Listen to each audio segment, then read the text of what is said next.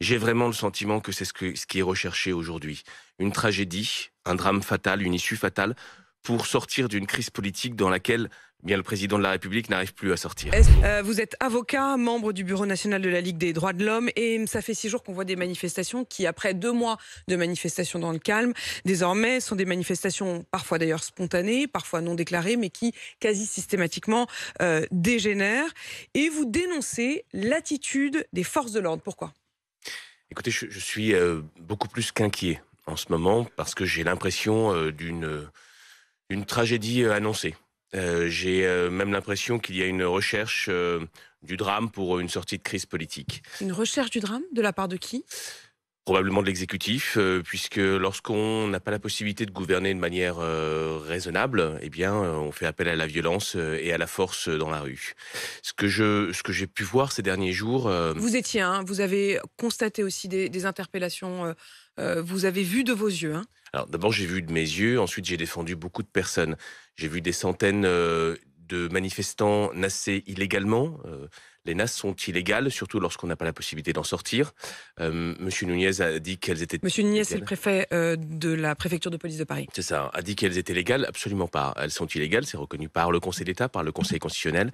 Quand on voit rue des Capucines, le soir du 49-3, des centaines de manifestants qui essayent de sortir de la manifestation et qui sont nassés d'un côté et de l'autre par des policiers, tous interpellés, parqués dans des bus qui tournent dans Paris sans pouvoir uriner et boire pendant des heures et des heures, envoyés dans des commissariats et relâchés. 293 interpellations, 283 classements sans suite, c'est-à-dire que l'on sait au moment où on les interpelle qu'ils n'ont rien fait. À cela, Laurent Nunez répond qu'il n'y a pas eu, je cite, d'arrestation injustifiée. Elles sont totalement illégales, ces arrestations. Et il le sait, Laurent Nunez, et il ordonne ces arrestations illégales. Et il y a des plaintes qui ont été déposées contre à la fois le préfet et le procureur de la Des plaintes République. ont été déposées, Des vous nous le plaintes ont confirmez ce été matin? déposées, notamment une plainte par Xavier Mathieu, l'ancien leader des Conti, qui a déposé une plainte bien avant ces manifestations spontanées, lors d'une manifestation syndicale pacifique, qui a été interpellé à plusieurs centaines de mètres de la manifestation et placé en garde à vue uniquement parce qu'il avait des lunettes de piscine dans son sac. C'est ça les infractions qui sont reprochées. Mais il n'y a pas que ces interpellations massives et illégales. Il y a également des violences terribles.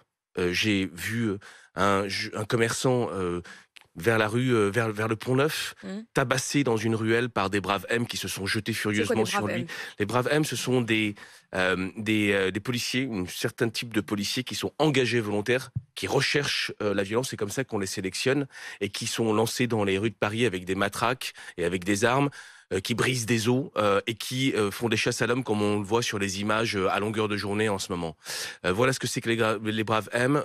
Ce sont les anciens voltigeurs. Vous savez, c'est ceux C'est qui ont tué Malik Oussekine en 1986, qui avait été interdit justement parce qu'ils se projettent à moto et qu'ils ont une vélocité et une dynamique et une violence terrible. Ariel Halimi, depuis le début de cette interview, vous avez commencé par dire j'ai presque le sentiment qu'il y a une recherche de drame, et vous dites à propos de ces policiers-là que ce sont des gens qui recherchent la violence, qui lancent des véritables chasses à l'homme. Est-ce que vous iriez jusqu'à dire aujourd'hui qu'au fond le gouvernement attise et cherche presque à ce qu'il y ait, quand vous dites drame, est-ce qu'il faut comprendre derrière un mort? Vous savez, j'ai vu une image hier, place de la République, lors d'une de ces manifestations, un brave M ou un compagnie d'intervention qui jette une grenade sur la foule en cloche. Cette grenade explose sur la tête d'un manifestant.